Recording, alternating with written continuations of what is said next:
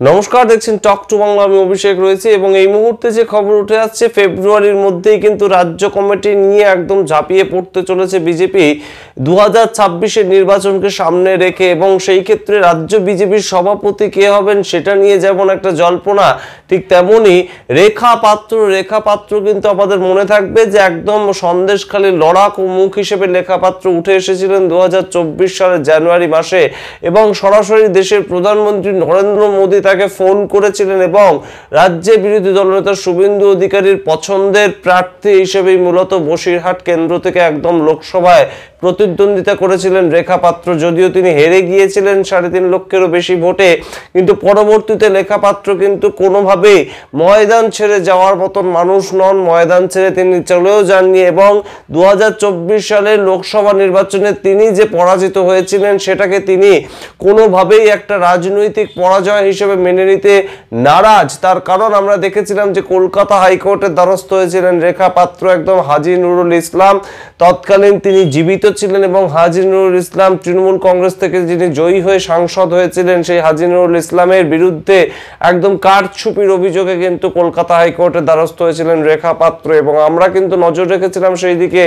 যে হাজী নুরুল ইসলাম পরবর্তীতে যখন তিনি প্রয়াত হলেন, পরবর্তীতে রেখা পাত্র কি স্টেপ নেন। এবং হাজী নুরুল ইসলাম মারা যাওয়ার পর থেকেও কিন্তু বসিরহাট লোকসভা কেন্দ্রটি ফাঁকা রয়েছে, সেখানে উপনির্বাচন হবে আমরা জানি এবং রেখা পাত্র সেখানে প্রতিদ্বন্দ্বিতা করতে পারে বিজেপির পক্ষ থেকে, সেটা কিন্তু একটা খবর উঠে আসছে। কিন্তু বিজেপি রাজ্য কমিটিতে স্থান পেতে চলেছেন রেখা পাত্র, তেমন একটা খবর কিন্তু বিজেপি সূত্র মারফত উঠে আসছে। নতুন বিজেপির যে রাজ্য কমিটি, সেখানে বিজেপি পক্ষ থেকে কিন্তু মহিলা মোর্চার যে একটা সদস্য পদ তৈরি হবে, সেখানে কিন্তু রেখা পাত্র স্থান পেতে চলেছেন। এবং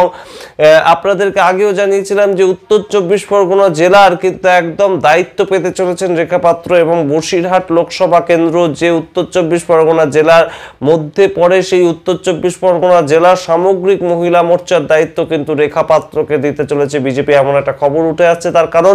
আমরা ইতিমধ্যেই জানি যে রেখা পাত্র কিন্তু একদম ভয়ডরহীন এবং একদম লড়াকু নেত্রী হিসেবে বারংবার প্রমাণ দিয়েছেন। তিনি কলকাতা রাজপথ থেকে একদম গ্রামগঞ্জে প্রত্যেকটি জায়গায় তার সহজ সরল ভাষা নিয়ে তিনি পৌঁছে গিয়েছেন এবং সেই জায়গা থেকেই কিন্তু রেখা পাত্র আবারও 2025 সালে একদম রাজ্য কমিটিতে স্থান পেতে চলেছেন এবং সেই জায়গা থেকে তার যে লড়াকু মনোভাব সেটাকে কাজে লাগাতে চাইছে বিজেপি এবং রেখা পাত্রকে একদম প্রার্থী হিসাবে দাঁড় করালে কিংবা রাজ্য কমিটিতে নিয়ে আসলে সেক্ষেত্রে কারোর কোনো অভিযোগ থাকার কথা না, সেটা কিন্তু একদম বিজেপির অন্দরেও একটা প্রতিষ্ঠিত সত্য। তার কারণ রেখা পাত্র কিন্তু কারোর কোনো লবির হয়েই তিনি কাজ করেন না, তিনি নিজের মতন একজন নতুন মুখ, একদম সামাজিক স্তর থেকে সমাজের নিচু স্তর থেকে উঠে আসা একজন মুখ এবং সেই জায়গা থেকে রেখা পাত্রর প্রথম করা এফআইআর এর ভিত্তিতেই কিন্তু আমাদের মনে থাকবে শিবু হাজরার মতন মানুষকে কিন্তু গ্রেপ্তার করেছিল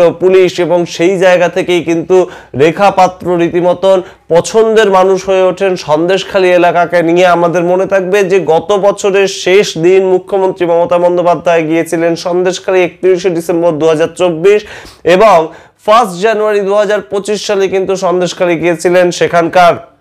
আমাদের পশ্চিমবঙ্গের বিরোধী দলনেতা শুভেন্দু অধিকারী এবং সেখানে কিন্তু দেখা গিয়েছিল শুভেন্দু অধিকারীর পাশেই রয়েছেন রেখা পাত্র। আমরা খবরও করেছিলাম যে রেখা পাত্র কি কোনোভাবে তৃণমূল কংগ্রেস জয়েন করতে পারে, তার কারণ সুজয় মাস্টার অর্থাৎ রেখা পাত্র রাজনৈতিক গুরু সন্দেশখালীতে। তিনি রিসেন্টলি মমতা বন্দ্যোপাধ্যায় যেদিন সন্দেশখালী গেলেন তার ঠিক আগের দিন তিনি চলে গিয়েছিলেন তৃণমূল কংগ্রেসে,